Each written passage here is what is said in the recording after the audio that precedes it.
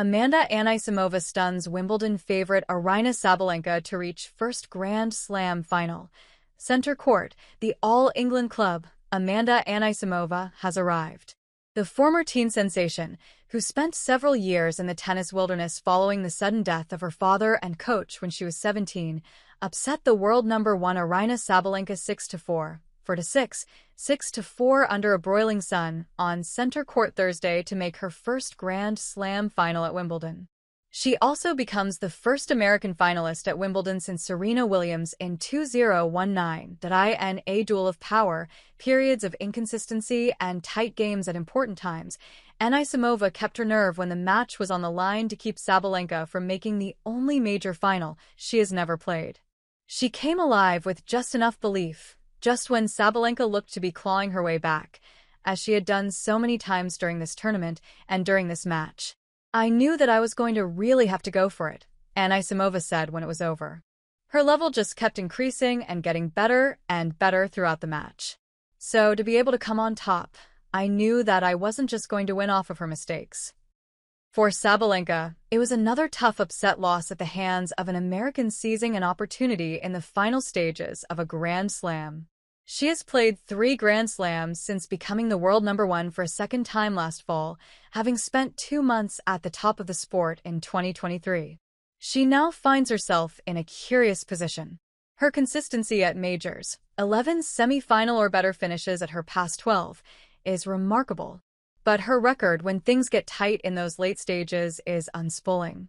She is now 3-9 in deciding sets of semifinals and finals at the Grand Slams. She lost to Madison Keys in the Australian Open final and to Coco Gauff last month in the French Open final.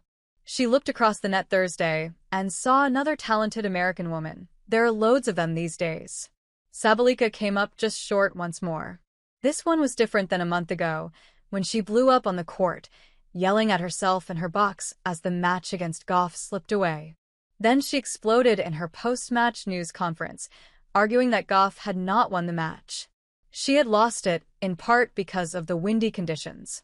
She said Iga Swiatek, the player she had beaten in the semi-final, would have beaten Gauff that day on center court Thursday. As Anisimova got closer to the win, Sabalenka mostly kept her cool. "We all can lose control over our emotions. It's absolutely normal," Sabalenka said in her news conference. "Every time when I was really that close in that match today to completely lose it and start, I don't know, yelling, screaming, smashing the rackets, I keep reminding myself that's not an option, and it's not going to help me to stay in the match and to fight for my dream." She hugged Anisimova at the net and was magnanimous in her comments about her after. She did admit that Anisimova had pissed her off when she reacted to the chair umpire telling her she had celebrated a shot too early by saying that she was doing what Sabalenka does all the time, by extending her grunt through the ball. "She was more brave today," Sabalenka said. "When I was just, trying to stay in the point, she was playing more aggressive. Sometimes I was just stopping my arms, making mistakes which I shouldn't be making.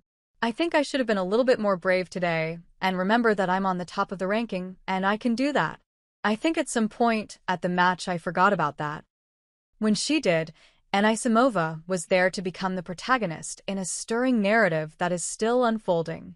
For the 23-year-old Floridian, the win was the next high watermark in a remarkable journey over the past year.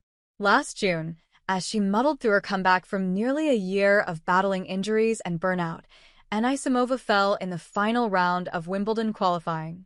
During the next year, each time she achieved an encouraging result, playing deep into tournaments in Washington, D.C. and Canada, and even winning in Doha in February for her first WTA 1000 title, just below the level of a Grand Slam, her body would abandon her.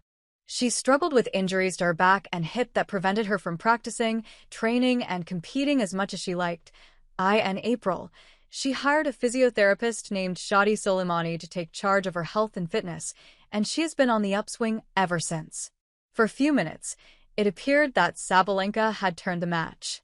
She drew even as Anisimova finally faltered on serve at 3-3 in the second set, missing 2 forehands and double faulting to give Sabalenka her first service break of the afternoon. Anisimova made a gallant effort to get back in the set as Sabalenka tried to serve it out. However, Sabalenka snuffed out those efforts with a couple of massive serves, the last one clanking off Anisimova's strings and frame.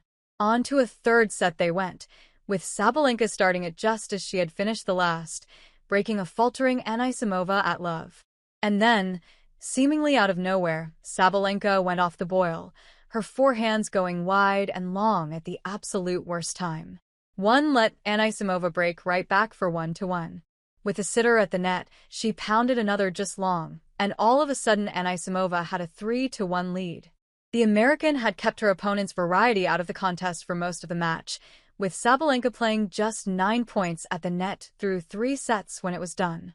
However, the world number 1 brought it to the party at the end, trying to bring Anisimova to the net, as she had done in Paris at the last major. Then, she filleted Anisimova in the front of the court. Here, Anisimova responded in kind, hitting drop shots of her own, refusing to let Sabalenka draw her into a battle she thought she would win easily. From there, destiny seemed to take over. As Anisimova tried to survive a tight game at 4-2, she cracked a forehand down the line that might have missed. It ticked the net and dropped into the front of the court for the game. She pumped her fist, forgoing the usual apology for good luck. It was that kind of match, with Sabalenka having complained about an early celebration from Anisimova on a winner. On her first match point, Anisimova missed on her vaunted backhand on a ball right in her slot. She missed again on the same shot to allow Sabalenka a last chance to do what she has done all year and retrieve a seemingly lost position. Instead, the world number 1 gave her 3 opportunities to win, one earned by a stunning Anisimova short slice, the kind Sabalenka would so normally put into play. Sabalenka played 2 without fear, but Anisimova returned the favor on the third, blasting a forehand to the postage stamp on the most high-stakes point of her career to date. She turned her box with a look of disbelief, though really, this is where she was supposed to be all along. In tennis, though, as in most sports, there is no supposed to, or destiny, without hard work and smart decisions. When her father and main tennis guru, Konstantin, died of a sudden heart attack at 52 in 2019, Anisimova took a brief break, but she largely played through her grief. She spent the next 2 seasons tumbling down the rankings, before she climbed back to the top 30 in 2022.